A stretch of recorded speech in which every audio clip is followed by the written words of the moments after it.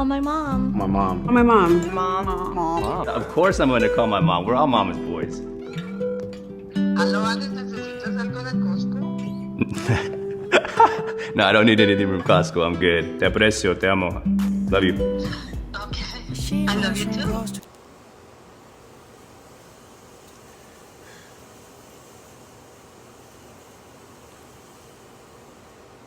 Oh, it's you again.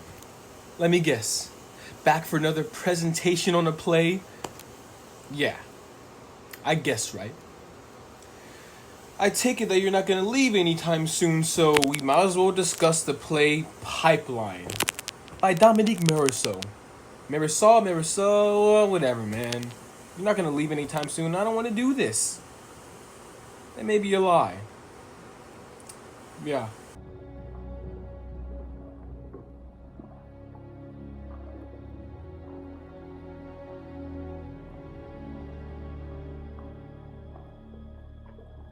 Before we dive into the play, first we need to know the name of the play, understand why the specific name of the play was given, and what the playwright's intentions. What was the playwright's intentions on giving this specific name of the play? So, are you guys ready to learn? Well, we're waiting.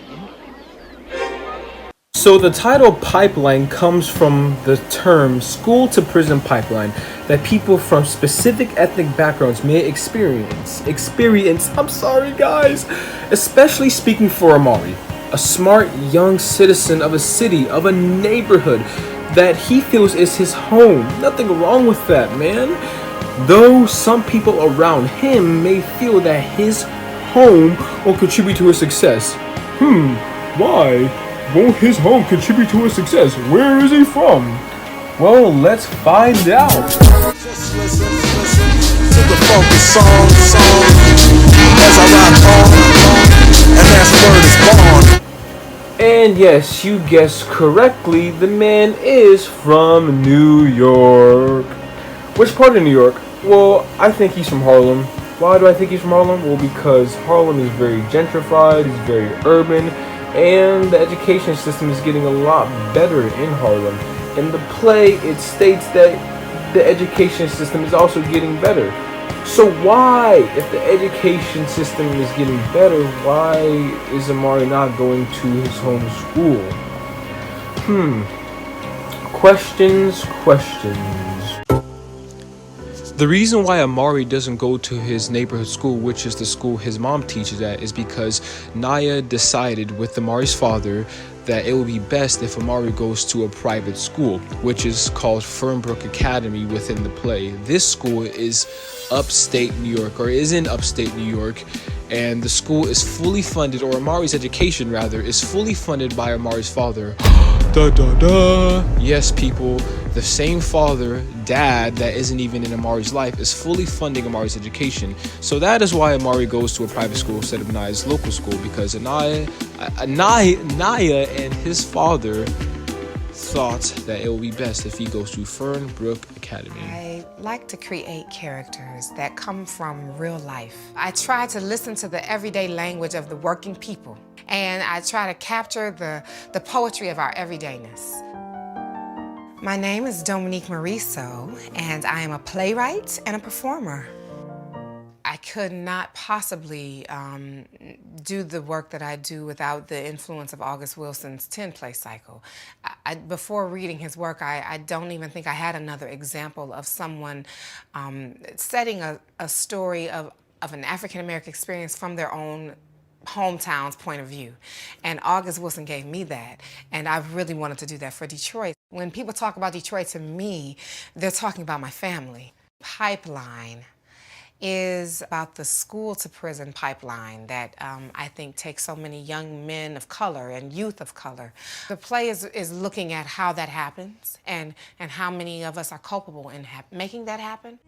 When people think of theater, they don't think of the kind of audiences that my work is actually about, you know? And I want to see the kind of people that I write about in the house, along with the kind of people that I don't write about, you know, that I want them to experience the work together. I think that would be the most progressive way to move my work forward and to move my field forward.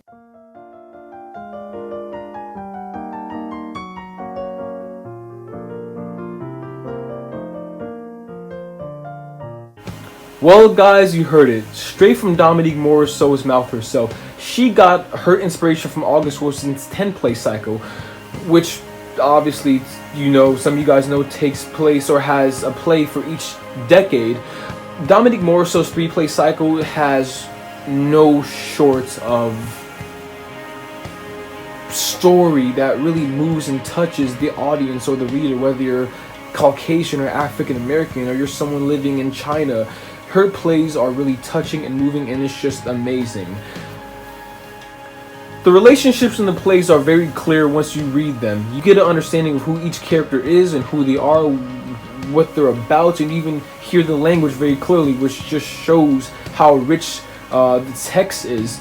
You have a security guard, you have a pistol of a woman, a mom who's doing everything she possibly can to give her son something she never had, and a father who's a successful marketing firm agent or something like that. The dude is successful, and that stuff really reads.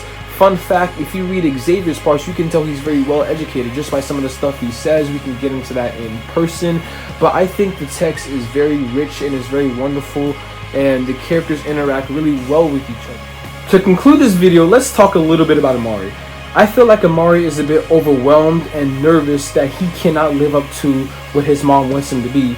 You see, guys, Naya is investing all this time, money, and energy into Amari and into him having a better future, a better opportunity, a better life than she had.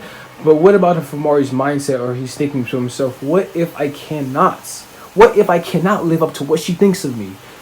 Amari's dad is already successful. And what about if Amari sees how successful his dad is? Like, no, Mom, I don't want to be like that. I don't want to be another dad. I don't want to be another Xavier. And Amari's really stressed out and really overwhelmed that he doesn't want to fail his mom. And it would be worse for his mom to see him fail than for her not to see him fail. And that's just what my thoughts are, is that Amari is really overwhelmed and he's really angry because he feels like he's inadequate, that he can't be what his mom wants him to be, and that he won't be what his mom wants him to be. There can be hope in helplessness, and there are beauty in bruises. And that is the conclusion. There's gonna be